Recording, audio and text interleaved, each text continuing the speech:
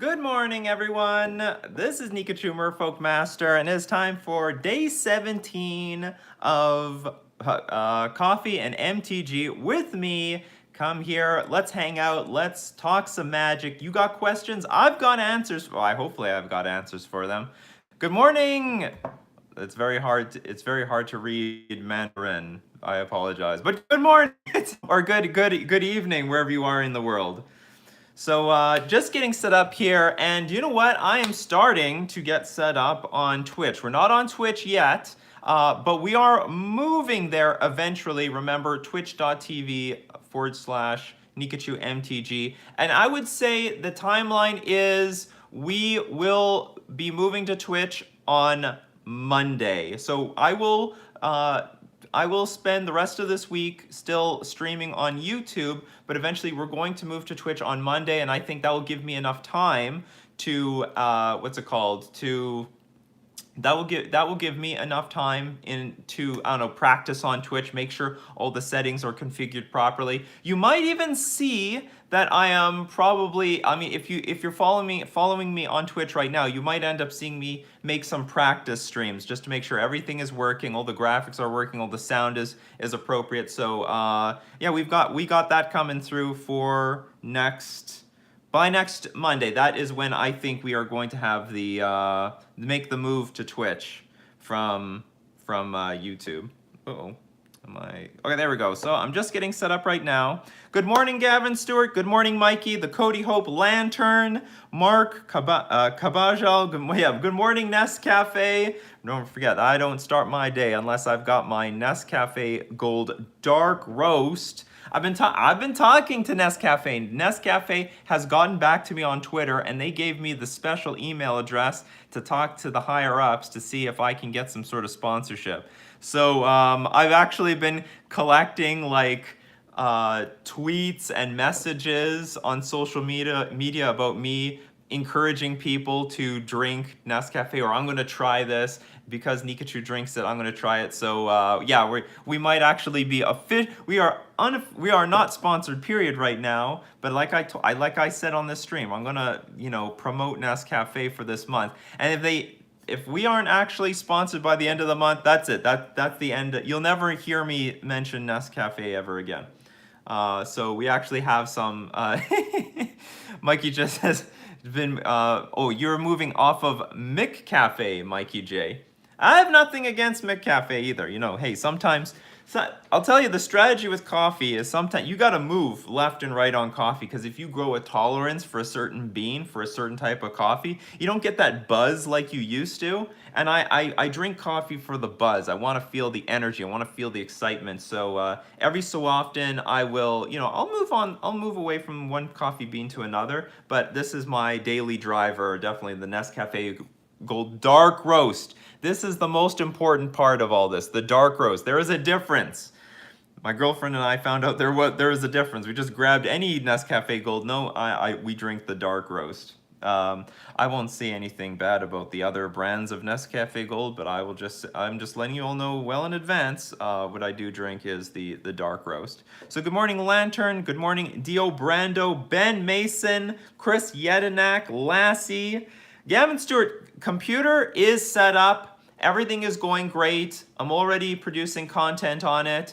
And now I just want to take it to I've brought the computer up to the level that I used to have on my old computer, on my MacBook, my entire setup. But now I want to take it to a deeper level. I want to take it to a level that I never took my old MacBook before, because there are all sorts of programs that I never had access to before, like RTX Voice. I just learned about this morning how RTX Voice works, how I can make it compatible with the programs that I use so that you cannot hear background noise. Like right now, I've got my balcony closed because I don't want the sound to come in on my phone, but in the future I can have windows open, I can have birds chirping, and it won't disrupt the stream. It won't disrupt my audio, because what RTX Voice does, if you don't know what it is, it will block out anything that is not my voice. It uses artificial intelligence to remove all background noise, including the crying babies and stuff like that. It's fantastic. It's phenomenal for someone who's so concerned about the fan from my computer and the sound of a siren, or fire truck or just on like outside traffic. I'm controlling the sound, like the sound of air conditioning. So I make sure that like I make sure that the sound is very high quality in my videos, and RTX Voice is going to take it to a new level.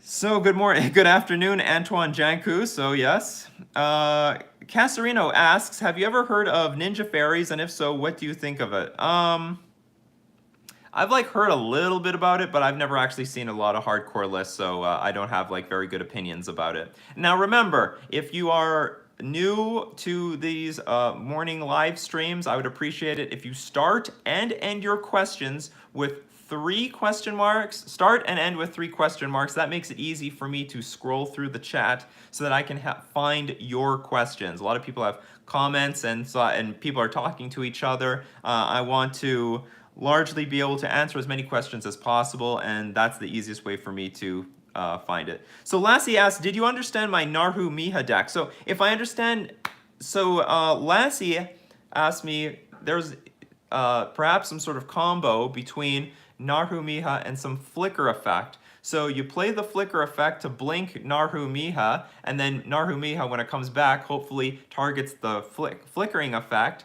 to blink Narhu Miha again. But lastly, I don't think your combo works, and I'll tell you why. Okay, so you have let's say you play the flicker effect on some creature, then you flash in Narhu Miha. Narhu Miha copies the flicker effect, targeting Naru. But the problem is at that point, that spell resolves and is off the stack. Then you blink your Narhu Miha, but there's nothing else to copy anymore because the spell is off the stack. It's resolved already. So that's it. It's done for. And also, lastly, I do not need more mods. Thank you for asking, though. Good morning, Niels. Good morning, everyone. Oh yeah, hey my awesome mods, could we get a link to Nikachu's Twitch channel? I know I should put, I don't know, I'm so disorganized because I'm playing, I do everything off of my phone and my iPad, but in the future I'll be doing it with like webcam and stuff like that, so I'll have better access. As far as I'm concerned, if you go twitch.tv/NikachuMTG, it should be easier, it's like I don't think it should be any problem finding it. Yeah, if you just put this in your browser, twitch.tv/NikachuMTG, you can find it. I heard a lot of people are having difficulty finding it, but twitch.tv/NikachuMTG. So that's where we're going to move by Monday. So I will just use this week to let people know that is how it's going to work. Also, lastly, the cats are not here right now. I don't know where they went. I kicked them off the balcony, though. By God, we need to get a Nikachu coffee sponsorship. That's right. And you know what? Like, why not get sponsored by coffee? I have nothing against energy drinks, but I'm not one for like the energy drinks. Like, I think I would really like Red Bull so long as it wasn't carbonated. I'm not a huge fan of this particular drink carbonate. For the most part, I don't even like carbonated drinks except for Coca-Cola and Pepsi. Those are the only two I think I can tolerate to drink carbonated.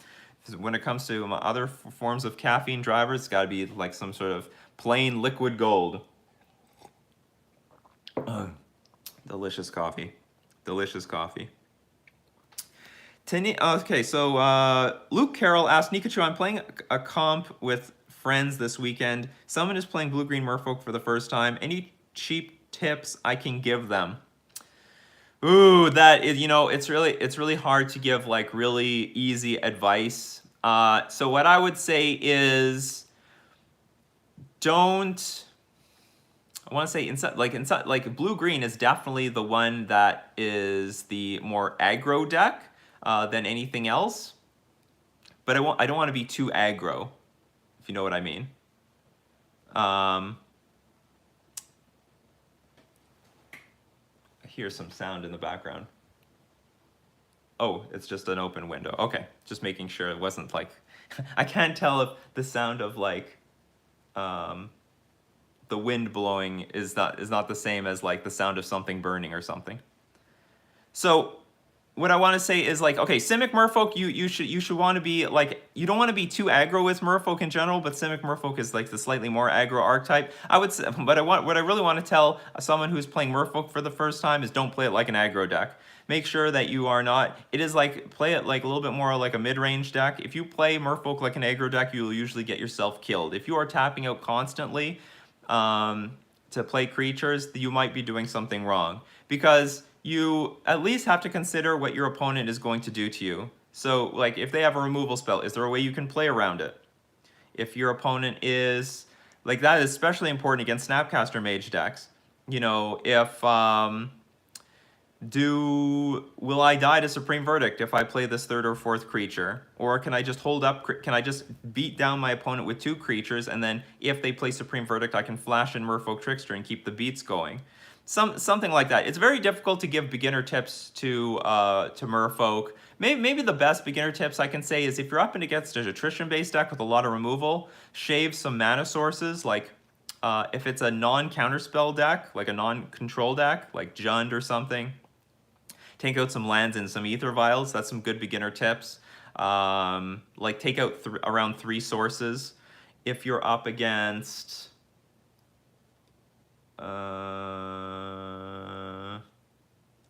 combo, take out the heavier part of your deck. Like take out the what's it called, the most expensive stuff to bring in interaction. If you're up against blue decks, take out Spreading Seas because you don't need them for the most part. If they already have islands, your Spreading Seas is worthless. So those are the best beginner tips I can give on like really short notice. Okay, Tenacious Scholar 2. What patron rewards do your patrons value most? I think you got to ask my patrons. What, like, between like the sideboard guides, the Discord, the press. So like I've got, I don't know if I have this all. I think I have this all advertised right now. You know, Merfolk Strategy Guide definitely slowed down because Modern changes so much that it's very, very difficult for me to make a new post on a new deck that might not even be there for the long run. Lantern, very loyal patron, says the Discord is the most valuable to him. I also have weekly live streams. So it's something like this, but once a week I can, you get my full attention for a private Patreon hangout. We also have Discord, the sideboard guides, which I'm going to start rolling out a little bit more right now. I already made one on blue-white Merfolk, and I'm definitely going to be making one on Simic Merfolk and mono-blue Merfolk. I just never had. It was very difficult for me to be making these sideboard guides with my old setup when I didn't have a computer. But now that I have a computer, I can get back to like rolling out my regular patron rewards. So anyone who's a patron, if you want to give your opinion in the chat, let Tenacious Scholar know what is most valuable to you. Oh, and also it helps keep stuff like this running on a regular basis. So if you think this is valuable, that might be like a good reason to contribute to Patreon. All right, so next, Luke Carroll, Nikachu, I'm playing competitive with. Oh no, so we already answered that question. Sorry about that. Greek says, G, did you know that it was Greece's favorite coffee? Called frappe. Basically, Nescafe put 2 spoons of it in a glass, then add some water and mix for 5 seconds. Add water and ice cubes. Oh, that's interesting. So you have an iced coffee with some of this. So I hear what you're saying.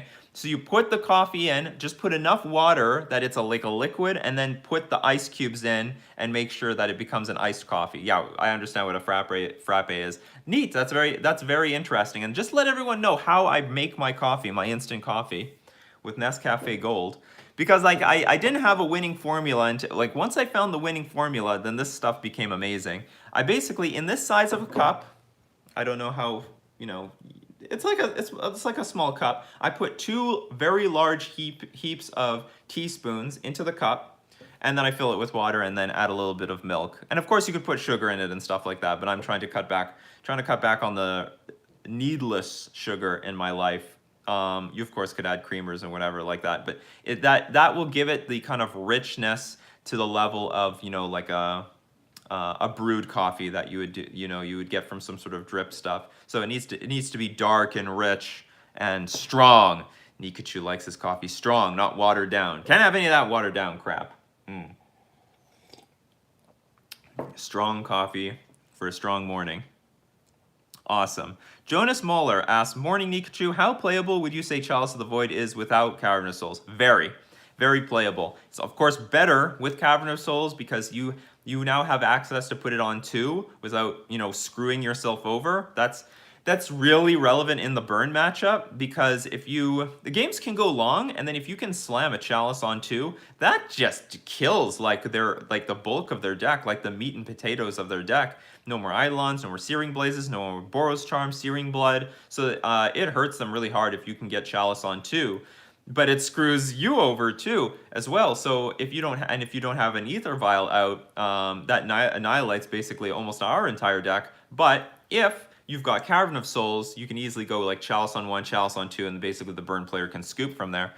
But not necessary, because still Chalice on 1 is going to be the most valuable where you put Chalice, and that doesn't hurt us that much because was it going to hit like 8 cards? And on top of that, usually you're going to have one of those 1-drops out on turn 1 of the game.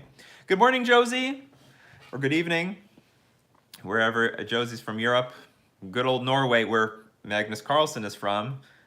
That's for the chess fans out there. Must be a hell of a thing to live out in Norway. So, great question.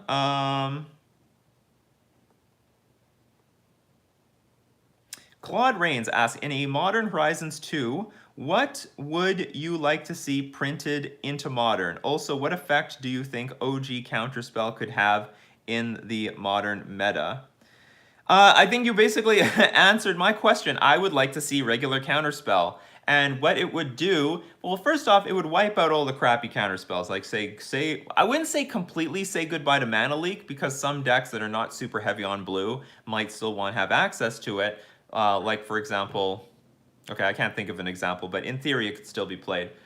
But goodbye. So goodbye Mana Leak, goodbye Logic Knot, goodbye Deprive. We might see more Delver-like decks, and I think counterspells are hurt really bad. The only thing counterspells are really good against these days are combo decks, basically.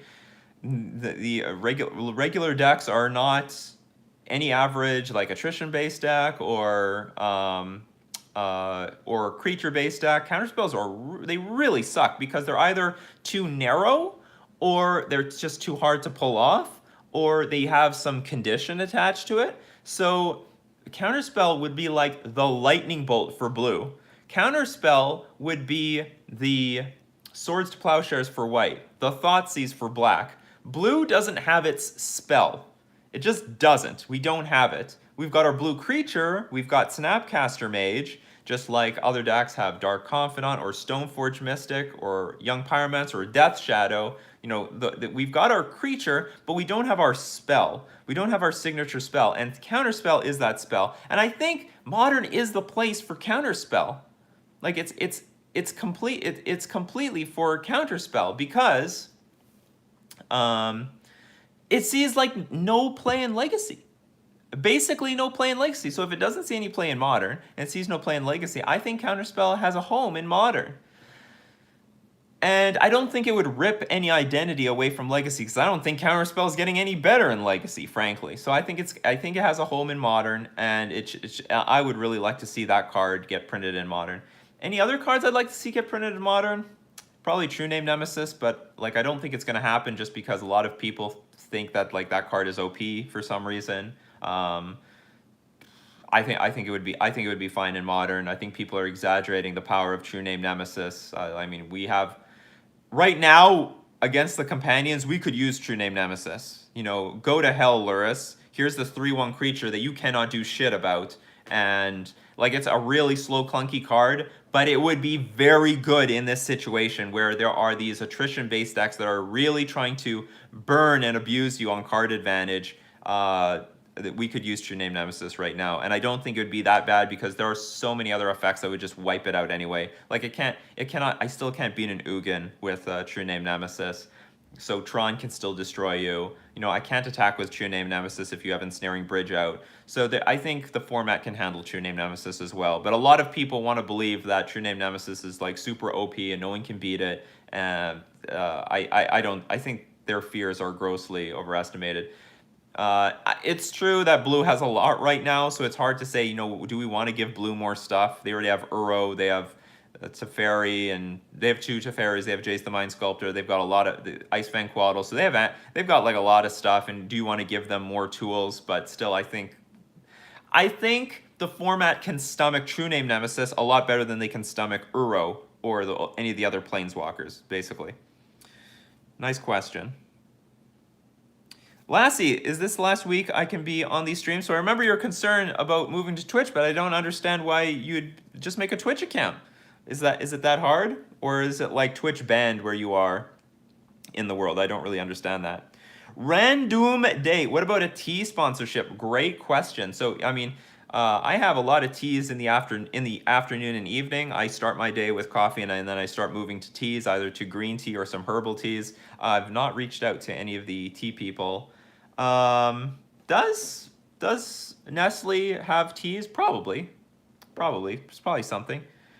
Well, Lassie, you may not be here live if your parents don't allow you to watch Twitch, but you will have access to these replays, and you can always comment and question in the replays. So that's actually very important. While I am moving the stream to Twitch, I will be uploading all the VODs to YouTube, and they'll actually be higher quality because I'll have like better thumbnails and maybe a description of what we talk about specifically here instead of just a random day 17, day 18. You know, I could give you a description of like at least one good question that will be posted here, like we have discussed in the streams. Tobias Markert asks, how are you feeling about Lurrus meta now that things are starting to congeal? It's still a meta. Obviously, Lurrus is... I'll tell you this much. I really hate the Prowess deck. It's somewhere between fair and combo, which really sucks. So it's a fair deck, so it doesn't feel like something you can ban anything out of. Like, what are we going to do? Ban Monastery Swiftspear? And it seems that it has been taken over the top thanks to Lurrus. So with the power of Inquisition of Kozilek and Thoughtseize, this deck is now actually just goes way over the top. It's really powerful and is probably like the premier Lurrus deck on the block, doing very, very well. It's probably the #1 deck you have to beat, basically Lurrus Prowess. And I mean, I hate playing against this deck. It really sucks. I mean, in the past, I usually had a good plan of just kill the Prowess creature. Okay, you play Swiftspear, whatever. I dismember the damn thing. But they can bring them back now, thanks to Lurrus. So now it's like, it's pretty difficult. It's a pretty tough deck to beat. It's tough, so you can't really grind them out. You have to put some strong roadblock. You have to use some harsh measures in order to beat that deck. Damn. This is definitely a moment I wish Chill existed. We need Chill in Modern. They're not gonna print Chill, but damn it, I want it. Does anyone know what Chill is? It's an old classic card. It's blue, an enchantment. Red spells cost 2 more to cast.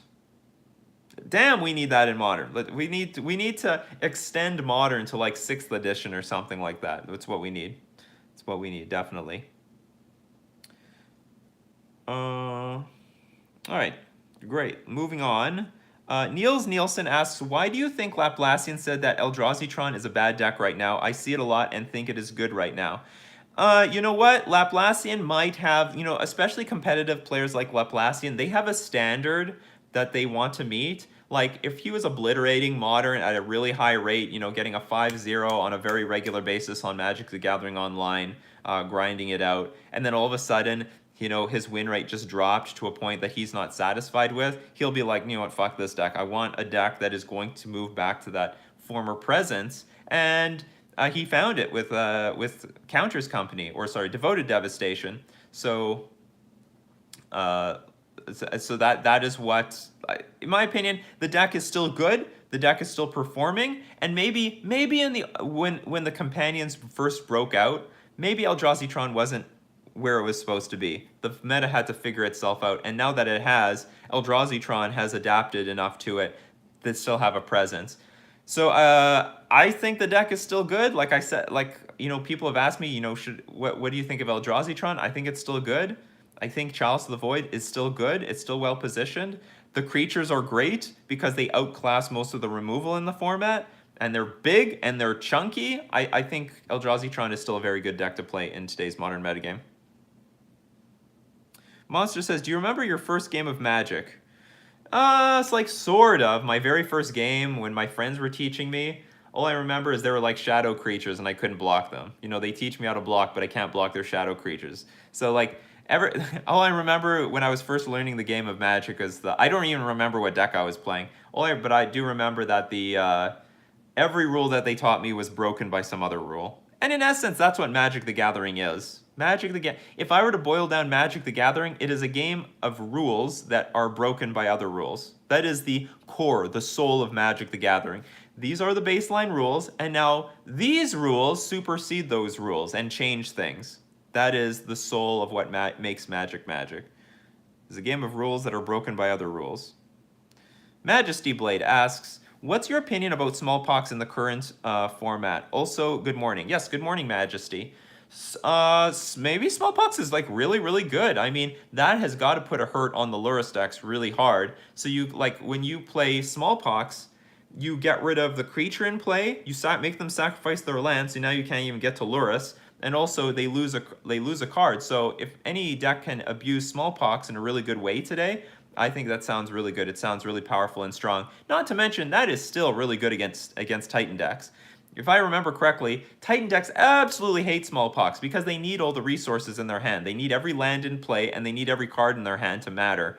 And you know, if they play like Azusa and a land, like to sacrifice one of those like one of those bounce lands, that's brutal. That sets them back a lot. So if they like lose Azusa and a bounce land and lose a card in hand, that really sets them back. So it looks like, and same thing against Eldrazi.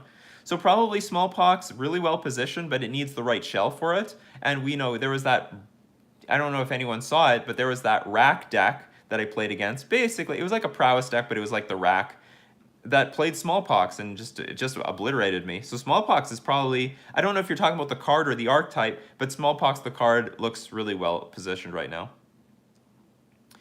Emperor Saki says, Nescafe plus cold water plus ice shaker, Nescafe Frappe, the best way to survive a warm summer. I'm finally building more fun. Wooburg Merfolk in Commander. Awesome. Awesome, Emperor Sakis. Lassie says, I explained the Naru Merha deck in another comment and explained it better. It's a real competitive EDH deck. Trust me, it works. Well, if it works, then I don't think you need my opinion on it. And it's for EDH, so if you can pull it off, then good. Let's see. Okay, where's our questions? Hoonster Meow. Love the name. What reprint do you want to see in M21 and or Double Masters? So I mean, for my viewers, I would love them to reprint Cavern of Souls, because a lot of people, I think, want access to this card, and I think it combos well with Chalice of the Void, and it also matches up really well with just all the counter spells in the meta right now, like with more Yorion decks and also just more control decks coming around. Like, if people are trying to abuse counter spells, any deck that I'm playing against right now with counter spells, I'm just wiping off the board. I'm just destroying them. But if you're not running Cavern of Souls, it's gonna be it's gonna be tough. I mean, Aether Vial is good, but Aether Vial plus the Cavern of Souls just destroys people. So I think we need Cavern of Souls to get down in price. So I would like to see that reprint. Like, personally, for me, I don't need any reprints. So like, basically, if there's a card, then I just get it because I need it, or I'll trade for it. So there's not any particular card that I personally want, but if there's something I want my community, my Merfolk community, to have reprinted, it would definitely be at least Cavern of Souls, but also Force of Negation, which is a card that very expensive, very short print run. We need to see Force of Negation reprinted at, like, I don't think they're going to reprint it on so soon. Like, it sounds like, 1 year sounds like a long period of time, but really I've noticed with Wizards reprints, they like wait a year, or sorry, they wait like 2 years before they start seriously reprinting a card again. So we might have to wait a little bit longer for Force of Negation, but that's another card that I think should also get reprinted, because the supply is just ridiculously low on Force of Negation. It should be a lot higher.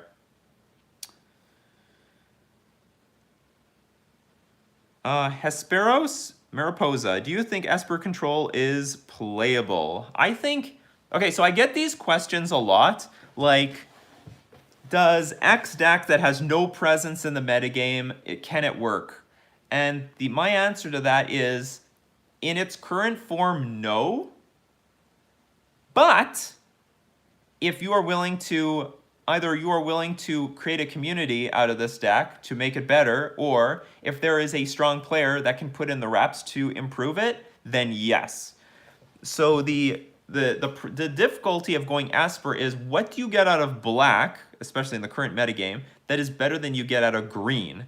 Because going Bant, you have huge advantages with Ice Fang Quaddle and what's it called, and Uro. So you would, and also Veil of Summer. So you need like a really good argument to go black, and maybe there is one, and I always believe that there is something out there, but it needs to be like it needs to be some sort of really great bomb, or that Esper deck needs to be attacking on some sort of angle in the new modern metagame that entices you to go Esper over, say, Bant. Because the only difference is between, like, green has really strong cards. You know, Veil of Summer has already become like legendary at this point. It is going to be known as a hate card, like one of the strongest hate cards ever printed in the game. And Uro and Ice Fang Quaddle is basically Baleful Strix in today's modern metagame. And also Uro is like one of the best. It's such a powerful card drawing engine. And also it just meets the requirements of control so well. So if you can take the Esper deck to a new level with a new idea, because it has to be new. You can't like look at the old 75 of Esper Control and say, yeah, I want to play that right now.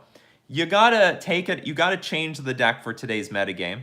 And that's the whole thing. Like, if anyone wants to play like the deck list that someone saw 4 years ago, it is very unlikely to work today, unless for some reason the metagame just magically adjusted to make it worthwhile, which sometimes it does. You know, sometimes it does. You know, I could say that about Bogles. Bogles is largely the same deck list that was winning something like 1 or 2 years ago, and it just so happens the metagame adjusted that the exact same 75 from 2 years ago is great now. So sometimes that happens, but in general, I think you need to push the issue, make the changes in the deck. Maybe it needs to be a more aggressive control deck. Like Uro is a pretty, Bant Control is a pretty aggressive control deck in my opinion. It has got a lot of creatures going for it. So make the right adjustments. Is there an Esper? Are there any good Esper Titans? I don't know what's available in blue white, blue black. Maybe there's a white-black Titan. I'm not sure, but maybe there's something there that you can take advantage of. But you gotta make changes. Like, is anything playable under the right 75? Yes, but so Hesperos Mariposa says Esper Charm is crazy, but is it crazy? Like, is Esper Charm crazy in the face of Veil of Summer and stuff like that? Like, I understand Esper Charm, it has some appeal to it. But is it better than what, say, Archmage's Charm is doing right now? Is it more powerful than that? It's similar, to be honest. It has some similarities. So there needs to be some changes to the Esper Control deck. What those are, I don't know. But I am of the opinion that anything is possible in Modern. Almost anything is possible. Almost anything is possible. If you have some jank combo deck that requires 5 pieces, I'm sorry, that's not possible. The only time I saw a jank sort of combo deck work was Lantern Control, only because they were so good at finding Ensnaring Bridge and making Ensnaring Bridge work. And then they could take forever to find all the other jank pieces of their combo before they mill you out. Filippo Grillin Zoni, hi Nikachu, Merfolk Cricket here. Good morning, Merfolk Cricket. What do we got here? Johan Scoffby. Yanchevik asks, what is Green's signature spell? Oh, Green's signature spell. Good question. I think it's something like no. Okay, so yeah, the spell part. Because I would almost want to consider something like Noble Hierarch is the signature spell.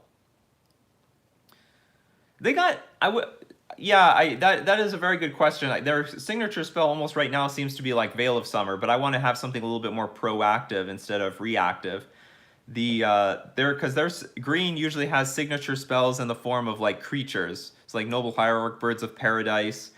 No one's using these as a creature like to beat down. It's strictly like its utility is just help you get other things going. That's a very good question. And I don't want to say Scape Shift because that is played in a lot of decks. Could I say Primeval Titan?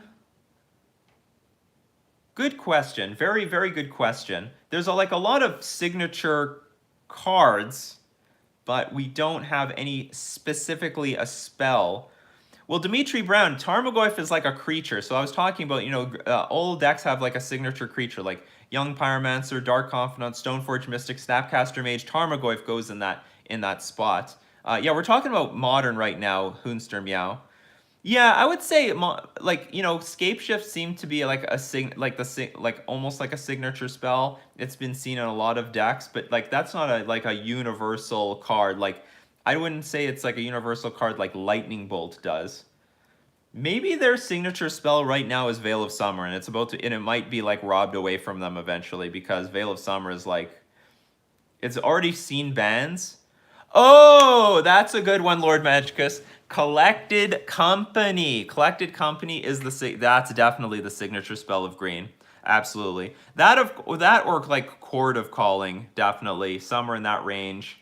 That you see in or the Finale of Devastation, which is like the upgraded Chord of Calling. So I would say those are if I were to give a signature spell to green, Chord of Calling. Definitely. That seems like the signature spell. Seen a lot of play in a variety of any deck that can utilize it, and a lot of green decks do utilize creatures. I like that one a lot. That's going to be our answer, Collected Company. Tenacious Scholar asks, what do you think of a new rule where if you don't play a companion, but your opponent does, you get an additional card in the starting hand? That could be fine. I don't know what the consequences of that are, because like your random card most definitely is a lot worse than their companion, like a lot worse. I don't know how I feel about it. It's probably fine though. It's probably like, well, whatever. It's worth a try to see what would happen. Definitely having an extra card would be good. But from my experience, if like Lurrus buries me, it like really buries me. Like it's really difficult sometimes to beat a Seal of Fire. It's very difficult to just beat a Mishra's Bauble looping over and over again. So you got like this one extra card, but if your deck lines up very well against the Lurrus deck, I mean, it just destroys you. It destroys you in card advantage. That one extra card that you have almost feels meaningless. Gavin Stewart asks, will my sexy mod rank be moved over to Twitch? It can. And especially, yeah, we could just let me know when we get to Twitch. Mikey Jace asks, what's it gonna take to get Venser back into the metagame? That's a good question. I think all it takes is maybe a lot of Supreme Verdicts and a lot of... If Supreme Verdict was at a 4x and I have an aggro plan that I want to execute and then just bounce Supreme Verdict, I think that would be it. I think that would be it. That's all I would do. So there needs to be an extra reason though for me to play Venser. There has to be like a lot of ensnaring bridges and a lot of maybe Supreme Verdicts. It's hard to tell because Venser was just a great answer to Ensnaring Bridge when I was running it, but right now we have Brazen Borrower, and also, to be honest, Brazen Borrower is also good against Supreme Verdict because after your opponent verdicts your board, you have the ability to flash it in the 3-1 and continue the beatdown anyway. So I don't know what to think about that right now. Is it possible that Venser is just a goner because of Brazen Borrower? There's a possibility that if there is enough Wizard synergy that we play something like Naban plus Venser and you get double the abilities, maybe there's something to that. So that's possible. So if there's some like new Wizard synergies that come out in the future that encourages us to play Venser, that's possible. They need to print more Wizard Merfolk. Claude Rains asks, ignoring our shared love for blue, do you think Lava Brink Adventure is a face smile for true name true name Nemesis? Or sorry, a fast melee. I don't know what that means. I used to know what that means, but I don't remember that what that means. I don't think it's the same thing, but I mean maybe that is Modern's new true name Nemesis. Like it's not exactly true name Nemesis, but it is like pretty damn good. Certainly against certain decks like Obosh decks, it's going to just completely hose them. So it might as well be true name Nemesis, but it's not exactly true name Nemesis. Most decks have a diversified most decks have a diversified curve that they can kill it anyway. So situationally, it will be good though. Benjamin K. Are you worried about what Modern Horizons 2 could do to the format after what has been happened already with Standard shaking up the meta? I think, okay, well, first off, I don't know what Wizards of the Coast is going to do, but I would hope to believe that Wizards of the Coast is going to, like, take a step back from, like, the power that they did, because I think they realized they really screwed up on this Modern Horizons thing. Make no mistake, Modern Horizons did a lot of good for us, all right? It brought the Horizon lands. It brought Force of Negation. It gave us Collector Oof, which is finally artifact hate in another color. So white isn't like the gatekeeper of like the artifact hate. It gave us, what else? It gave us a lot of good things. Like those Horizon lands meant a lot. In some ways, I know, in my opinion, I like the fact that Urza became something because it for some reason, I'm not entirely sure what the dynamic is, but Urza pushed away the prison and combo artifact decks and now turned it into a value-oriented deck. Maybe because that is a better game against the attrition-based decks like Jund and Death Shadow. But the point is, it got rid of those stupid prison decks, which I hated, those prison combo decks, and just made a much more fairer deck. What else? Like, I understand Modern Horizons came with some screw-ups. Like Hogak, huge screw-up. Big time screw-up. I also think Plague Engineer was a screw-up. That is a stupid card. Why did they have to print this card? It just eternally hoses the tribal decks, and for no reason. They were trying to help tribal. They actually just completely undermined it with this one card. This one card screwed tribal over badly. Very badly. But whatever, you know what? You know, a lot of people like to claim that Modern Horizons shook up Modern a lot, but I actually think War of the Spark shook it up just as much. You know, Oko shook it up just as much. Regular sets seem to shake things up a lot. But what I like about the Modern Horizons set is that they are willing to give us answers that I think we deserve. They're willing to give us the Force Negations and the Collector Oofs. Even the Plague Engineers. You know, some people were really sick of humans, and now finally there's a really good answer to human decks. Although I wish it was like more of a torpor orb on a creature sort of thing. And I understand they gave us that in with Hushbringer in what's it called in Throne of Eldraine. Although I wish these torpor orb cards on a stick, like, you know, I wish it was more like Collector Oof. If you're going to put like an artifact on a creature, at least make it a grizzly bear, please. Just make it a 2/2. That makes it a good clock at the very least. So I'm still looking forward to another Modern Horizons, but I just hope that they don't push the aggressive cards too much and they give us the answers that we need. Niels Nielsen asks, when Luris is gone, what would you replace Liliana the Veil and Bloodbraid Elf if you were playing Jund? So I was thinking about that in the back of my mind. I would think that you should, okay, well, they're already playing Kroxa, that's great. I think that they should go a Mishra's Bauble, and so they should go the Mishra's Bauble and traverse the Undervold, Uvenwald route. I think that they should be more proactive in finding their Tarmogoyfs and growing a big Tarmogoyf really quickly. I think they should just play the rest of their normal Jund game. So their creatures in this deck can be like Kroxa, Tarmogoyf, and then something else. I don't know what else. Maybe Gurmag Angler, maybe a few Gurmag Anglers so that they don't easily fold to like Fatal Push or something like that.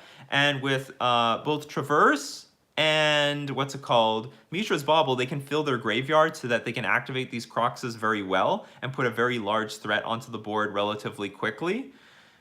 And I think they should, like, every Jund player plays 4 Tarmogoyfs for a reason. It's like a really good, powerful card. But a normal Jund deck cannot waste any time. They should make this this Tarmogoyf as big as possible. Make it a 6/7, make it a 7/8, just like the Death Shadow players do.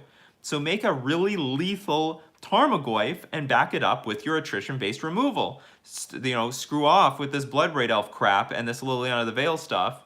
I mean, those things, like something like Liliana the Veil, probably can go in the sideboard. That's probably still a good, effective sideboard card for the matchups that you want it, but it's not good anymore, I think, in the main deck. And they can take advantage of things like Veil of Summer. Like, can't they take advantage of Veil of Summer? So they can play their Tarmogoyf plan and like be really proactive and strong. Because I think one issue with Jund that the Death Shadow decks have proven is that Jund is losing percentage points because of how slow they are. They should be like a little faster. And if you don't want to go the Death Shadow route where you're eating your life total really badly, okay, that's fine.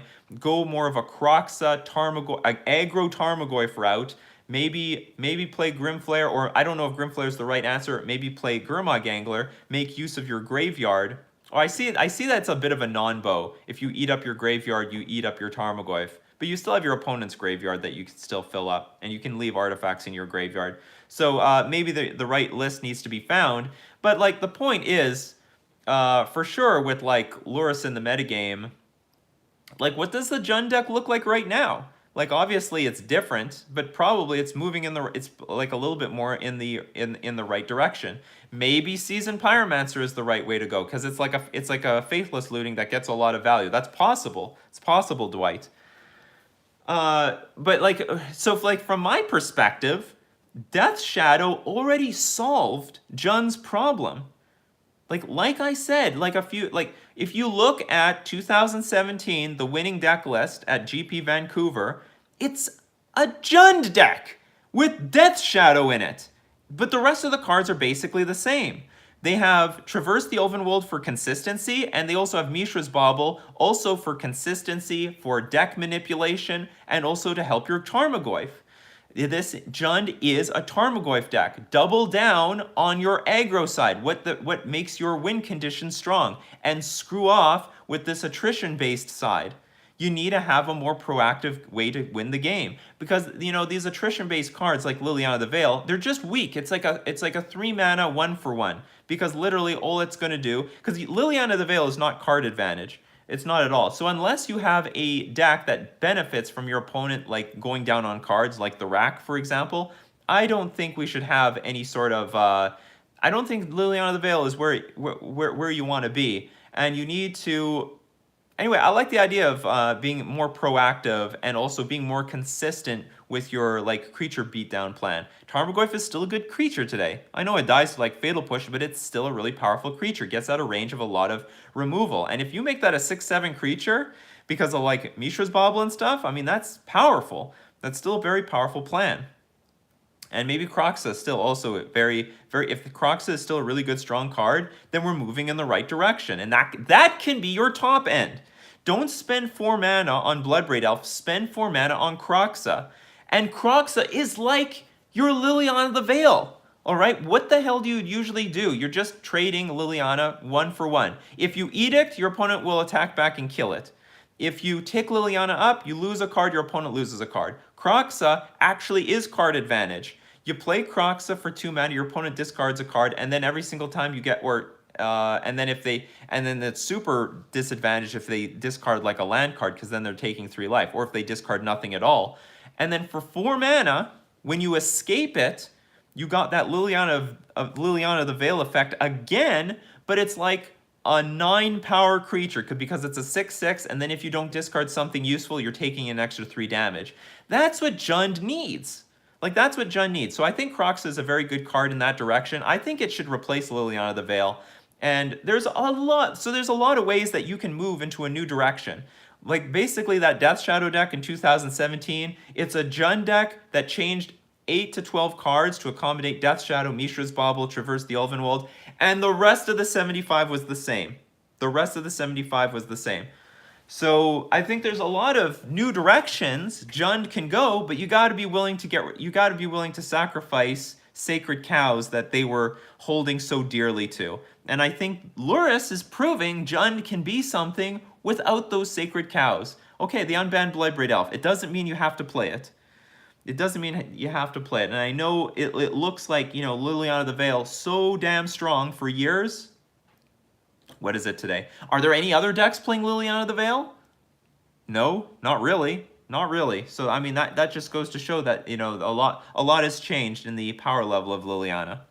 Wow, we are doing great today. We got 100 people watching. Thank you very much for joining me today. We're going to keep the live content going. I'm going to just take a sip of my coffee because all these great questions call for a cup of coffee. And I'd love to know if there's any Jund players out there. What do you think about your deck? I know it's so hard to change stock cards that you've been playing with for a long time. The Merfolk community had a really hard time letting go of Curse Catcher. A really hard time. They've a really hard time letting go of Curse Catcher. Paul, have they started to open up in your province? Yes, they have. They've opened up big time.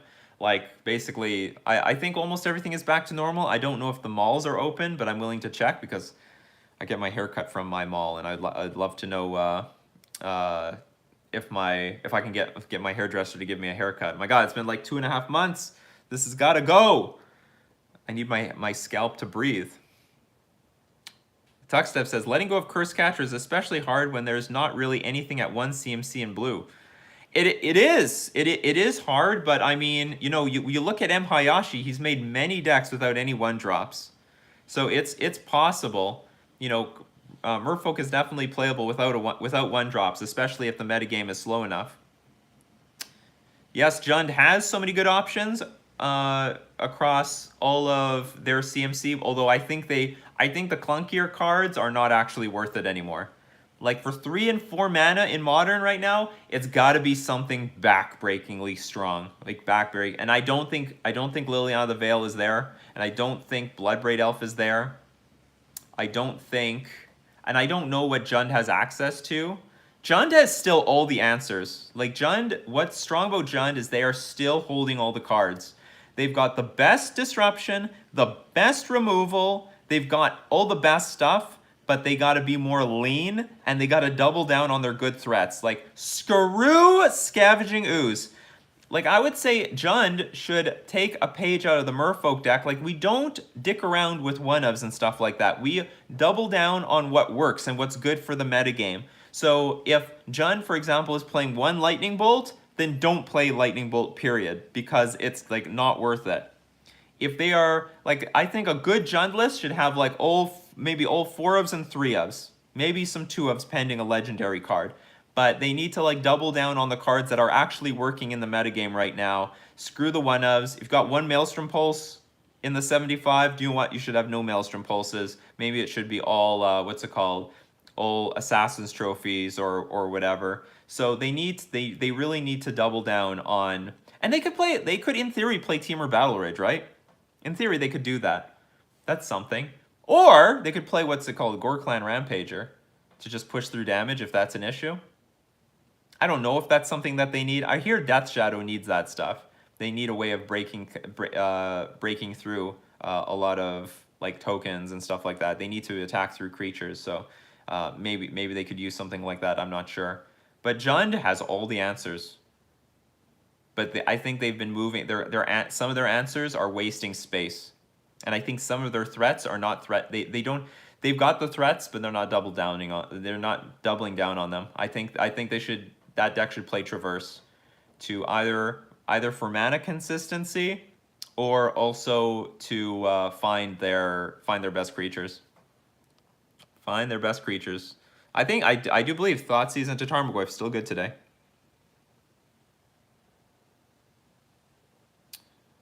Fruit Kid asks, what would sort of planeswalker would you like for a merfolk deck? I would like a planeswalker that can protect my creatures, protect me, but also get value. And we had that. It was called Oko Thief of Crowns, and then it got banned. So, and like also a planeswalker that will get value before it dies. So like, and that was Oko. I mean, I don't know what to say. Oko is exactly what I wanted for Merfolk. And I was like basically one of the first people, like I don't know if I got my word in before Sam Black did, because as far as I'm concerned, between me and Sam Black, we were the only ones promoting Oko as like a really good planeswalker. And I have to admit, like, it felt a bit weird for all the other pros basically saying Oko's worthless. Like, it's not even going to see play in standard. But Oko did everything that I wanted it to. It was an answer to Ensnaring Bridge. It was an answer to, like, my opponent's creatures. It can upgrade some of my creatures, and also it was pretty hard to kill because the loyalty went up very high very immediately. And also under some random, like, I don't even know why it needs even a minus ability. The minus ability is worthless. Like, or not, I wouldn't say it's worthless. Like, the card is good enough with the two abilities, the first two abilities. The third one, like, why do you even need to go to a third one? So, like, Oko was definitely the thing that I wanted. Like, it was, I don't know if it needs to have an answering to, it needs to be an answer to Ensnaring Bridge, but that would be convenient. Like, so I guess these days it like needs to protect my creatures very well, but get value if it dies. That would be what I need it to be. So Jaskinia says Magicades also predicted Oko, but I think he didn't predict Oko. He play tested the card and then said it was good. That's the difference. I looked at the card and said this is busted. Magicades, what he does is he play tests cards in advance and then he realizes, oh, this is good. The difference between, you know, because after people played with the card, everyone could obviously see, wow, this card is actually good. And it was like within 1 day of Oko being released on Arena that people got tired of him immediately. It ended up being like incredibly strong. But players like myself and Sam Black, we just eyeballed the card and said, well, this is ridiculously strong. Benjamin K says, also, do you think if it were modern legal, Tidal Visionary would make an impact in modern Merfolk? Would it be playable? Tidal Visionary? I don't know what that is. I'll have to look it up. Unless you're talking about Tidal Warrior. Tidal Visionary MTG. This is a creature from Invasion. Target creature becomes the color of your choice until end of turn. Nope, I don't think this is playable. Just because it's a 1/1 for 1 that doesn't disrupt my opponent very well. Target creature becomes the color of your choice. I mean, I guess with Master of Waves you can turn anything red, but I don't think this is impactful enough. And really, at the 1-drop right now, I'm looking for power. We have enough disruptive creatures. Unless it was a 1/1 that was an unsummon, I could sacrifice it and unsummon something. I'm not really looking for any more 1/1s for 1. I need something with power. It needs to be strong, or it needs to be like really disruptive. So I don't think this would be playable because we already have like a lot of other cool 1-drops in Modern that don't see play at all. Cactus Sovismok. Why no love for Unsettled Mariner? I agree that it's a flavor fail in Merfolk, but still a great card. Because I don't think it's that great. I think Unsettled Mariner is good when the removal spells are clunky, and right now the removal spells are really cheap. Because you have to build your deck like, well, you don't have to build your deck like that for Lurrus. You can still play Kolaghan's Command and stuff like that. But for the most part, a lot of removal spells are cheap, so it's very easy to kill Unsettled Mariner anyway. So I don't look at it. It's like good if your opponent's like really choked on resources, but by itself, not super loving the card. I think it's fine against like humans, strangely enough, because just taxing their like Reflector Mages actually is a pretty good tempo swing. But outside of humans, the removal deck's just not in love with it. Scott Mays asks, I've been playing Jeskai Delver to a ton of 4/1 finishes.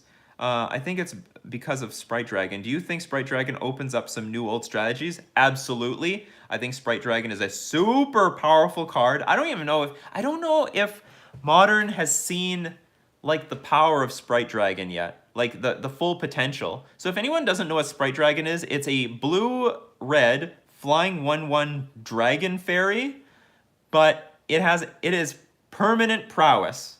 Permanent prowess. So whenever you cast, I believe it's, I actually don't remember the exact text on it, but I believe it's instant or sorcery. If you play an instant or sorcery, it gets a +1/+1 counter. It doesn't get +1/+1 until end of turn. So it gets a counter. Oh, by the way, it also has haste.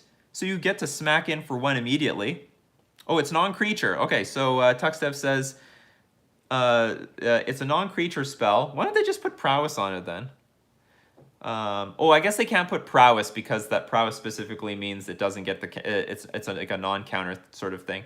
So Sprite Dragon is a card that I think is going to see after they ban the companions, we might start seeing a lot of new archetypes just based around Sprite Dragon.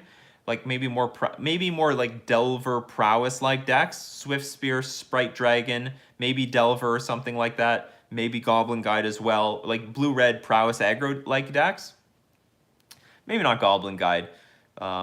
We don't need Goblin Guide, but like maybe we'll see like Sprite Dragon, Swift Spear, Soulscar Mage like decks. But the point is, this Sprite Dragon is super good. It's super powerful. Permanent prowess. They got the champion of the parish. What the hell? What the hell, Wizards? Give us our champion of the parish. That is ridiculous. You give them some hasty evasion creature that gets +1/+1 every single time you play a non-creature spell. That is nuts. They couldn't even they can't even give us our champion of the parish merfolk. How dare they? How dare Wizards of the Coast? So that card, super underrated, and maybe it's just getting outshined by the companions right now, but it has a really bright future. That card is super hardcore competitive, really strong. I don't even want to think about what it's going to do with, like, you know, Mishra's Bauble and crap like that. So really strong card. I'll tell you what this card's going to be like. It's going to be Young Pyromancer. Young Pyromancer, when it came out, found a home immediately in like Vintage and stuff like that, but didn't find the right home in Modern immediately. It had like a little bit of, it had play during the Treasure Cruise era, and then it just disappeared, and then it started coming back when like Mardu Pyromancer got discovered, and other Pyromancer decks started to abuse, like, you know, other Faithless Looting decks started to discover that could use Young Pyromancer. So I think this is a card that in the moment maybe hasn't found the perfect shell, but it will find it. It will find a home eventually, and it's going to be super strong card. D-Tie94. Esper is not great. Putting discard cards with counterspells is kind of redundant. Yeah, but that's the thing, D-Tie. Like, people have to reinvent. We were talking about Esper Control earlier. People have to reinvent Esper Control. Maybe the route is not the counterspells. Maybe the route is just go discard another disruption. Maybe the route is not discard. Maybe you have to go full-on counterspells and onboard disruption. And I don't know what the right build is, but it needs to get reimagined. So like that, I agree. Esper is not great as built right now, but someone needs to reimagine the deck and take it in another direction.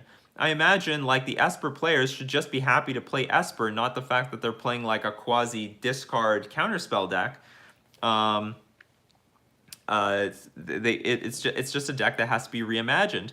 Maybe black isn't for the discard. Maybe black is for Grave Titan or something like that, like a fantastic win condition. But anyway, I don't know what the deck will look like, but like I will agree right now, it is not in the place to be playable in Modern, and it needs some serious surgery. All the old decks that don't see play today need surgery. That's all it needs. It has something to it, but it needs to be reimagined. Maybe it needs to go snow. I don't know what black has in snow. I mean, they've got like what, Dead of Winter? Maybe there's a way of playing a snow deck with Dead of Winter, Arkham's Astrolabe, that will work. That will work for Esper. Maybe you can jam Urza or something in this sort of deck. I don't know, but it needs to be reimagined. I agree. The old discard counterspell version of Esper Control, we got to put that away. We got to put that away. Joke Killer Summon says, hello Nikachu, how do you stay motivated if your beloved Modern deck is not well positioned in the metagame? I think this is when you ask something like this, you're talking about someone who again doesn't want to change their deck. And I would say I am super motivated when my deck is not well positioned in the metagame, because I know from experience that I was always able to change my deck to get to the point where I'm getting 4-1s and 5-0s on a regular basis. I have always been able to do that, regardless of the metagame, but I was willing to always meet that challenge. If my deck is not well positioned, why is it? What cards are underperforming? What are the decks? Like right now, I'm facing that challenge right now. My Patreon community, they want to play Mono Blue Merfolk. They want to play Mono Blue Merfolk. And frankly, all the tools that I want to use to beat the metagame right now are like in Blue White or in Simic. What do I got to do in Mono Blue? And now I'll tell you what I'm thinking about. Okay, what cards in Mono Blue are underperforming? What are the decks I'm facing against the most? What are the decks to beat in the metagame? What are the cards that line up the best against those decks? Like I can tell you right now, I'm thinking of going to Yorion and making an 80 card Mono Blue Merfolk deck. For anyone who can't afford to go Simic yet and is still in Mono Blue, maybe the right thing to do is to play with Yorion. And you can go Master of Waves on turn 4, make a bunch of tokens. If they wipe out the tokens but keep Master of Waves, you play Yorion, blink your Master of Waves, and you rebuild your board. You can blink Silvergill Adept. You can get a lot of value out of these cards. So there's always room for improvement. If your deck used to be something, under very rare circumstances, unless your deck was like super narrow, like I can believe that certain like artifact-based decks, graveyard-based decks, or certain combo-based decks will just get hated out by hate cards. I mean, if you have this powerful narrow strategy that lines up badly against hate cards that are very popular right now, maybe you got to put your deck away. You just have to put it in a shoebox and wait for the hate cards to disappear. But if your deck was good before and the metagame just changed a little bit, but you just probably need to change some cards to make it strong again. That's all. You just need to find out what doesn't work anymore. What are the good replacement cards to help keep with your game plan in general? Maybe you have to change your game plan. There are definitely situations like very popular person in our Merfolk community, M. Hayashi, he doesn't really like aggro versions of Merfolk. He wants to be playing on a more controlling side. Like a lot of people want to take Merfolk to an aggro level. They love the deck with millions of creatures and 1-drops and tons of lords. But then M. Hayashi is like, screw the lords, screw the 1-drops. I want to play with like maximum spells. I want to play with repeal and deprive and all this other crap that's not a creature. Play with a minimum creatures. I think he's gone as low as like 20 or 16 creatures before. Play with maximum spells. Reimagine the Merfolk deck for the metagames that are going more slow and more attrition based, but still a Merfolk deck. Still a Merfolk deck. That's so the meeting the challenge is what motivates me. I'm willing to make changes and trying out new things to see if I can make it work. And with that, I would think the best type of decks that you should get involved with in Modern is definitely decks that have a community attached to it, because if there is a strong community attached to the deck, they're going to stick with it thick or thin, and they'll help you find the best archetype at the very moment. I think if the Eldrazi-Tron community was very small, that people might have given up too early, but because it was large and strong enough, the people who were committed to Eldrazi-Tron, they said, no, we're not giving up on this deck. This deck is still good. Let's make the right adjustments. Let's prove that it's still good in the metagame, and they're still running strong in the metagame. So, and if you're part of a community that's very small, they might give up on it too easily. So if you're part of a community that's really strong, very big, have competent, strong competitive players that are willing to stick with their deck no matter what and help show you the right direction, that is like one of the better things. I think if you're willing to play, you want to get into a deck for the long run in Modern, play a deck that has a strong community attached to it, so that if things go bad, there's gonna stick with the deck no matter what. And you know what? And the bigger the community, the faster they can find that new optimal deck position for the new metagame. But yeah, like I'm always motivated by the challenge. I love the challenge. I love thinking these things through. It's so rewarding when you finally find the right build. And I think that's what's rewarding about I think that's what's rewarding about what's it called? Merfolk for a lot of the people in the Merfolk community. They love adjusting their deck for their metagame and they see the rewards. And it's like and there's always an element of creativity to it. So anyway, it's wonderful. Thanks for the question. What do we got here? Smirk McFlurkin, do you think it is possible that they would print EDH cards like Kalia of the Vast or the like into a core set? Yes, it is possible, because they did that before. They printed, where do you think Scavenging Ooze came from?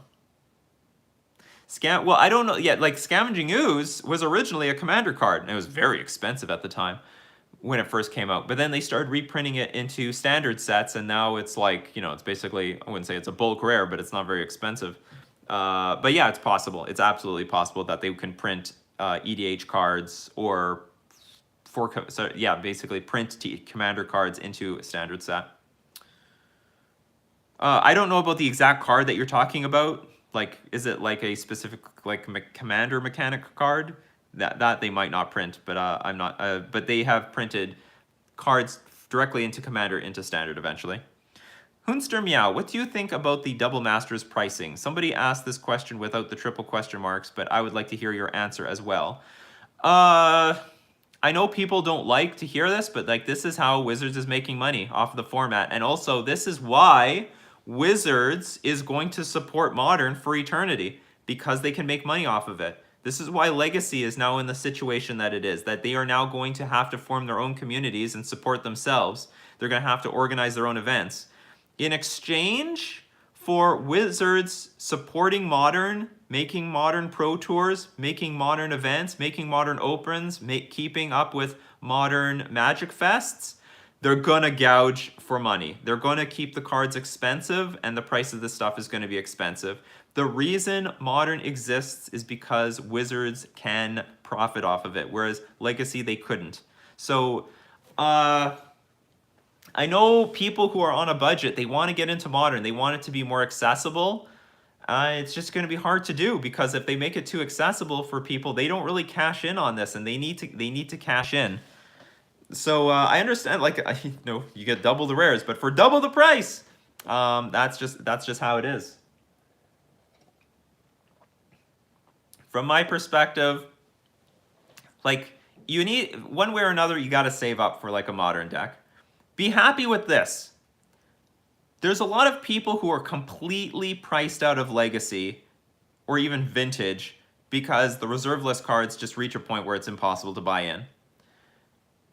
Modern might be like pricey, it might be costly, but it will always be possible, if you know what I mean. Like, they are not going to raise the price. They're going to make sure that Modern fits into a certain price range that might be expensive for a lot of people, but won't be out of reach.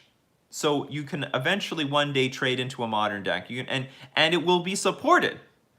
And in exchange for that, you know, price fixing, in exchange for the price fixing, in exchange for Wizards of the Coast to support Modern as a whole, as a format, long deep into the future, their products for Modern are going to be expensive, or higher than average than standard products. That's the exchange that's being made here. Because I think Legacy would love that exchange if they could, but they can't get it because Wizards of the Coast cannot print reserve list dual lands and other reserve list cards, Tabernacle of Pendrell Vale and stuff like that for themselves. They just can't make any money off of it. So the bad part is these sets, they're always going to be costly, but we're always going to have Modern. And you know what? I would not be surprised. Like I said, they're going to get Pioneer on MTG Arena, and then once they go that far, they're going to realize, especially once they start getting quick and fast at converting those cards, they're going to realize, you know what, let's put the rest of Modern on, because this is a format we're going to support long deep into the future. That's the exchange that I see. So I have no problem with Wizards of the Coast, because the worst thing that could happen is they like dump Modern somewhere along the line, and I absolutely would not want that to happen for any reason. As long as they keep, you know, bringing in the dough, they're going to support Modern for forever, basically for forever, which is good. I can play Lord of Atlantis for forever. That's my thoughts on it. Joe Ridey, thoughts on a Punishing Fire unban? Yes, they can unban that card. That is not that ridiculous of a card. There's a lot more stupid things going on in Modern. We've got like infinite graveyard hate anyway. Erwin Lopez, do we do sleeve up Manamo School at Water's Edge and Oboro Palace in the Clouds in our 60? So if you're playing mono blue, there's definitely room to play one of those, especially Oboro. Now Manamo, well here's the problem. If you're gonna play some of those lands, you have to start considering Castle Vantress, because that Castle Vantress is like really good. It's way better than either of those cards in my opinion. It's way more applicable. Being able to scry in the late game against any deck that's going that far, really, really strong. So that's what's pushing those cards out. Now, Manamo, I think, has a really bright future, like long deep into the future, when we get enough legendary permanents. Because I think the ability to untap our creatures and be able to attack and block is going to be super powerful, but we have yet to find a good legendary creature that we can do this with. Like under rare, like we've had like Vendilion Click basically, and yeah, basically that. So like, not enough legendary creatures, but in the long run, when we have enough legendary creatures or good legendary creatures, I think untapping the thing is really good. And Palace and Oboro Palace in the Clouds, that's also still a very good card, but again, is getting pushed out by Castle Vantress. That's the disappointing thing. Castle Vantress is just a really, really good blue card, but requires at least 12 islands in your deck, in my opinion. Dan W. Nikachu, if they change the companion rule to something like the Jim Davis rule, will we still want to run Lurrus, or will it be better to go back to cards like Borrower and Rejiri? Probably we still want to run Lurrus. Probably. We'll see how the metagame shakes up. If Lurrus is still as good as it is in your hand, because I actually think Lurrus is just ridiculously strong, then we might still want to have Lurrus. I mean, it actually changes our strategy quite a bit if we have Lurrus in our hand, because if it's in our hand, we can put it into play with Aether Vial. The card actually gets better. The fact that I can't Vial Lurrus in is a huge disadvantage, because it's in the companion, it's in our sideboard, which is a zone that we cannot vial things in. Things need to be in our hand. So actually Lurrus gets better for merfolk in some ways. I mean, not entirely. They can still, you know, Thoughtseize or Inquisition it away or whatever, but you know what I mean. We get an edge out of Lurrus in our hand that other decks don't. I'm not sure. I'm not sure if it will. If it's still good, then we probably still run it. If it's not, we don't.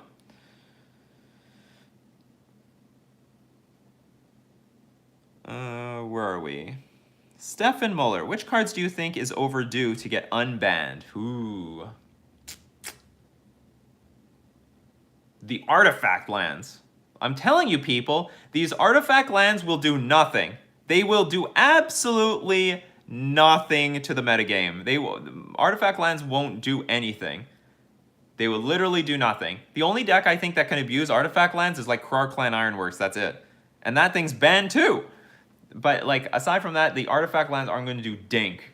They are genuinely dead cards on that ban list. I am so curious to know what a like total pony to Modern thinks about that ban list. Like they look up like Ancient Den, and then they look up, you know, the Furnace card, and they find out like, hey, all 5 artifact lands are on the ban list. Like what the hell's up with this? Is Arcbound Ravager too strong with these? No, I really don't think so, Dan W. I think there's so much artifact hate. Like today, you just play Collector Roof and you're dead lost. You're just dead lost. Now you have no mana to do anything once Collector Oof resolves. Like it makes you so much more fragile to artifact hate than before. Karn the Great Creator, you're dead lost. Now there are so many answers to these artifacts. You will die. I mean, it's like you basically concede automatically to any like Eldrazi Tron deck. And I think the synergy with the artifact lands are just grossly overrated. Like, hey, you can sack an extra land to Arcbound Ravager. Who cares? It really isn't that big of a deal, especially since there's a lot of these artifact decks depend on being like a 3, 4, or 5 color deck. Like, that's what made Mox Opal so strong. It added so many colors to your mana base. That's why they played with Glimmer Void, because they could add multiple colors to their mana base. That's why they played Spire of Industry, multiple colors to their mana base. Once you replace all that with the artifact lands, you are not a 5-color deck anymore. You do not have access to all the sideboard cards that you normally would have access to. It's like total crap. So I don't think there might be a combo deck like I'm not thinking about, but so far everything that people have suggested, you know, between that like a Tog that you can sacrifice artifacts to, I think it's all garbage. The artifact lands are yeah, Ultima says artifact lands are way less powerful than Mox Opal. Yes, absolutely. For me, this is not a debate. Like, I'm already made 2 open videos about this, and no one has brought me a really good case, like a really solid case that these artifact lands can grossly take over the format. Not to any degree at all. You know, Urza can't abuse them. Okay, like, the best thing Urza can do is create a giant golem. But again, your strategy is really fragile. Really fragile. 1 Stony Silence, 1 Collector Roof, 1 Karn the Great Creator. You're dead. You are stone dead. You can't add anything with that mana anymore. So I think those things are like the weakest thing on the ban list that could definitely come off. And they could even like a lot of people said in my videos, unban one. See what happens. See where it goes. And what's going to happen is nothing's going to happen, in my opinion. And they can like unban another one. They can unban another one. And then after they're all unbanned, like nothing's going to happen. Is any crazy artifact strategy worse than Neoform? I don't think so. And I think like all of them are just grossly vulnerable. Super, super vulnerable.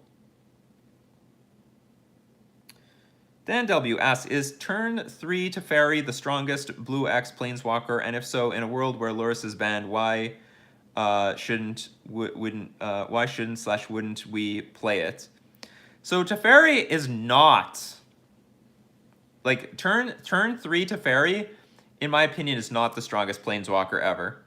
I don't even think it's a powerful planeswalker, for the most part. Okay, it's powerful if it lives, but Teferi is just the most annoying planeswalker. It is brutally fair, because it dies so easily. The bounce thing leaves it at 1 loyalty, and usually just dies to, like, a brisk, like the slightest wind. The problem with this card is that it's really annoying. So like the 20 or 10% that it lives and you can't kill it, the games are really frustrating. So most of the time it just dies and it just slows the game down. That's its basic function. It's a 3 mana bounce a spell, draw a card. And it can bounce any permanent, any non-land permanent, which is its advantage. And it like saves your life total a little bit because your opponent has to spend some time to kill it over killing you.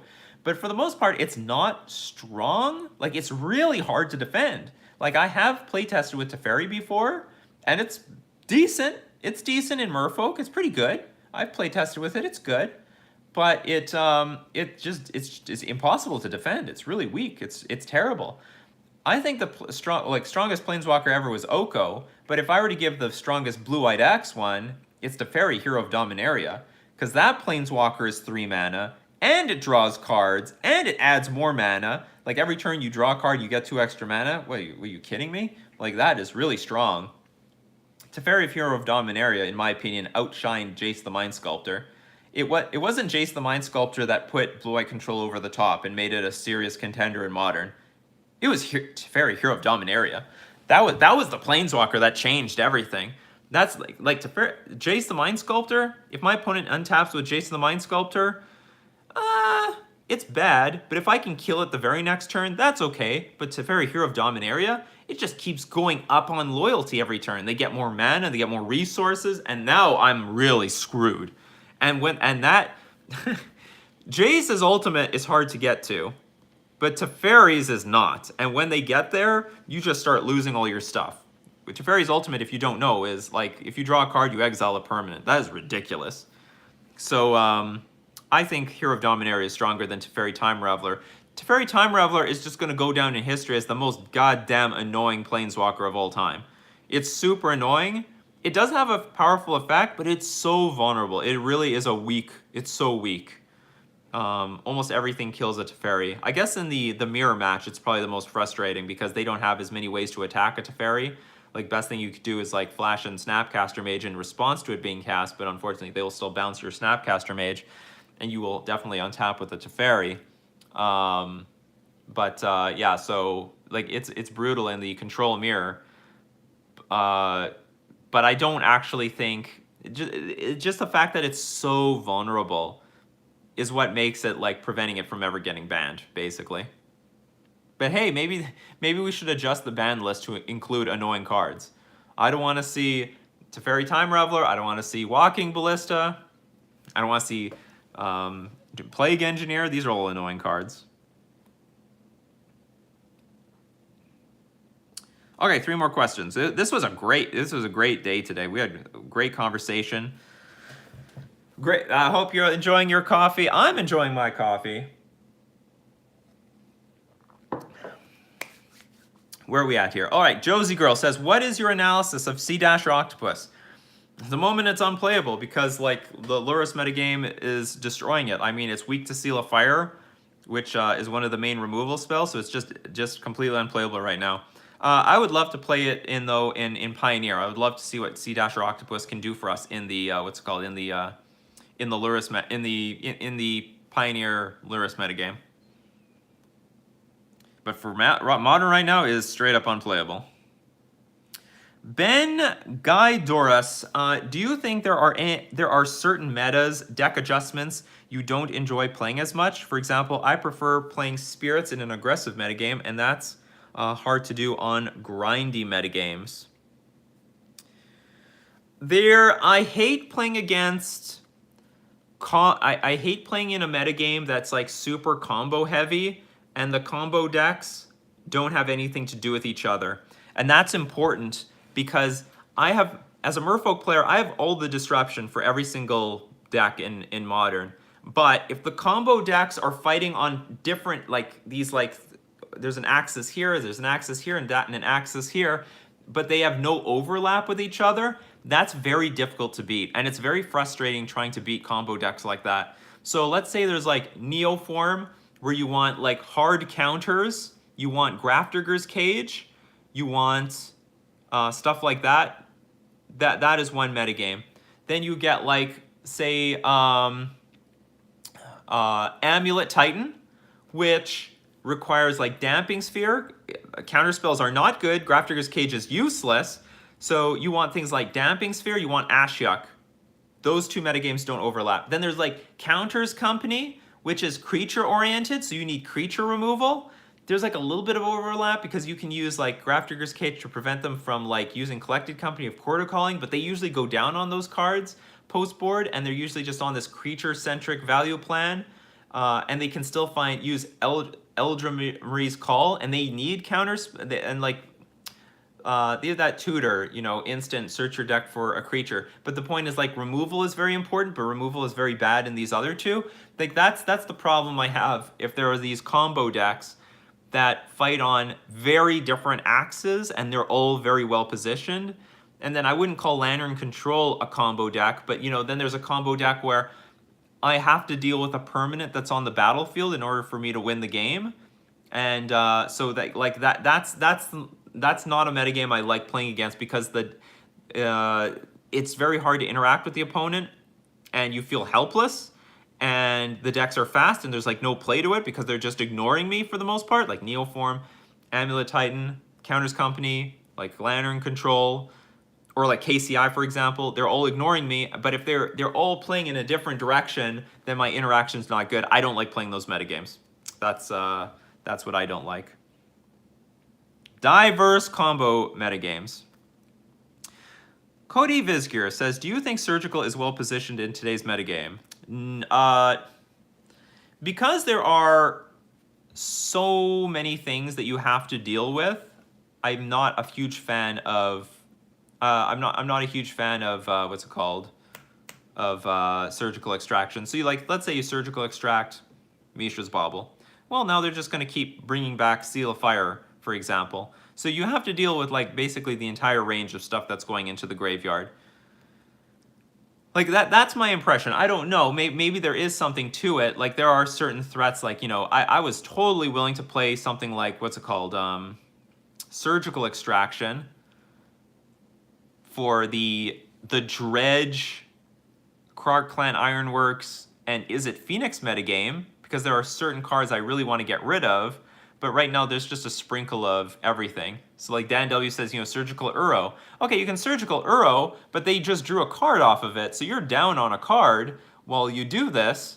And not only that, like, how many Uros do they have in their deck? What about Ice Fang Quaddle? What about Snapcaster Mage? What about all these other cards? They've got like and all the Planeswalkers. So I think you're down on cards when you do that.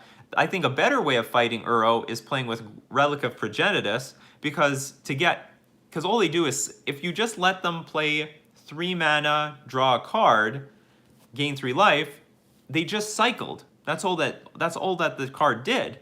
However, if I just play Relic and crack Relic and get rid of the Uro in the graveyard, or just keep the graveyard low enough so that they can't actually cast Uro from the graveyard, then I'm on parity on cards. Whereas if I surgical extract the Uro, I'm now down on cards because I spent a card to do this and they cycled their Uro. So not a huge fan of that. All right, one more question.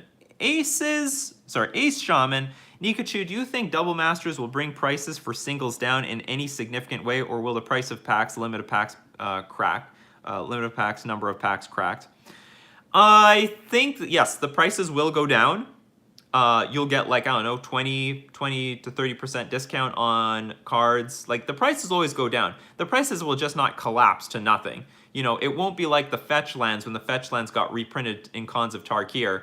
The fetch lands went from like $40, $50 to $10. So there was a significant collapse in price. So whenever these master sets come out, the prices do always go down. So especially since, I mean, I think it's for 2 factors. The first one is that, I mean, they are increasing supply into the market.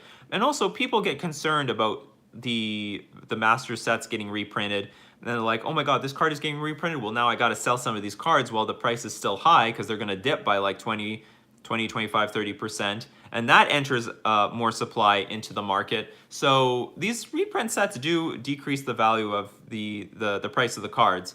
I think Aether Vial today would be a lot more expensive if it hasn't been reprinted so many times at this point. So it's definitely going to decrease the price of the cards. So if you were looking to get into these cards, wait a few months after this master set has come out. Look for both, basically the bottom, because they're not going to collapse immediately overnight. But over time, they're definitely going to reach a bottom. All right, so thank you very much for joining me today. That was awesome. We had a great live chat, a lot of great questions, a lot of interesting things. Don't forget, you know, we're going to be moving to Twitch by next week. Next Monday, we are moving to Twitch. I hope to see you all there on Twitch. Remember, twitch.tv/Nikachu MTG. Oh yeah, don't forget to like it. If you thought this was valuable, if you like listening to me while, you know, you go for a bike ride, if you're exercising, if you're eating your breakfast, if you're on your lunch break, you know, don't forget to give a like to make sure to let me know that you think this is valuable. Yeah, we broke 100 viewers. So let's break 50 likes. And also let's break 100 viewers on Twitch. Twitch name is same as everywhere else, Cody Visgar. There's Nikachu MTG, all one word. I hear people can't find me for some reason. Just go twitch.tv/Nikachu MTG. I'm there. I promise you I'm there. I don't know why I'm not visible. Maybe it's because I haven't posted anything yet. They don't want to promote me. They don't want to promote someone who hasn't streamed once. But we're already over 50 followers on Twitch, which means we basically have affiliate already, and I haven't even streamed anything, so that's awesome. Shout out to Nescafe again. Let me know if you ever tried it, if you liked it or not. Remember, the dark roast, 2 teaspoons. That's what we're doing. So next week we are definitely going to move into Twitch. Yeah, Mikey J follows. I hope to see all the regulars that we see here today. And thank you again. Thanks to Lord Magicus for providing the link over there. That's going to be good. That's going to help you find out where we're going, and hopefully I hope to do some really exciting things over there. When we move to desktop, we're going to do some awesome stuff. Oh yeah, of course, if you like the show, you can either support me on Patreon, or don't worry, there's also, we're gonna have similar things going on Twitch. I don't know. Does anyone who knows anything about Twitch, like, can you like donate things immediately to somebody, or do I have to grind it for a month to get affiliate, and then I can start receiving financial stuff? I think I have to wait, but I'm not sure. I don't know if I can start receiving money like right off the bat. I'm not entirely sure. But we're gonna have a great morning show on Twitch. It's gonna be awesome. We're gonna blow the MTG world away. There's some metrics I have to hit. All right, we're gonna hit the metrics. I have 85 Twitch followers. I should have hit them instantly. We're gonna blow them away. We're not even going to go to affiliate. We're gonna go straight to partner. I'm gonna make a YouTube video how I went from nothing to partner all in one shot. How do you skip affiliate? That's how I do it.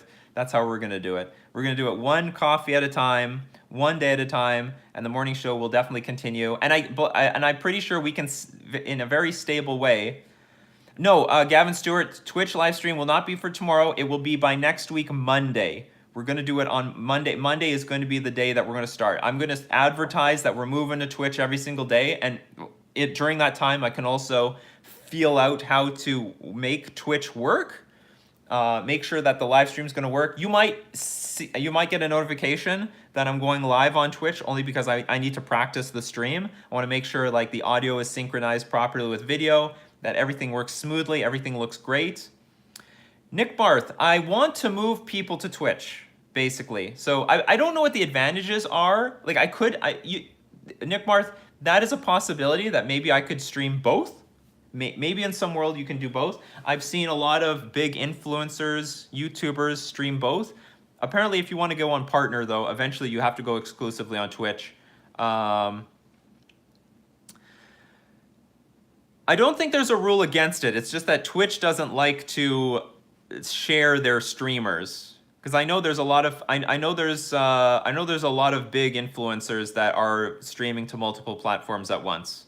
And you know what? So I'll have to make a judgment whether this is good to stream on everything. But I'm basically going to be streaming exclusively on Twitch. It's like it's a new world to be in, and I would like to get the metrics there personally as high as possible. I don't know what advantages I'm going to get if I'm at partner. I'll have to think about it when I get there. Twitch doesn't mind export to YouTube though. Yeah, so I will 100% take all the VODs from Twitch, move them to YouTube. I think I have to wait 24 or 48 hours. But once you will still get the same content here. It just won't be live. So if you want to be part of the live show, you have to be there you're going to have to be there on Twitch.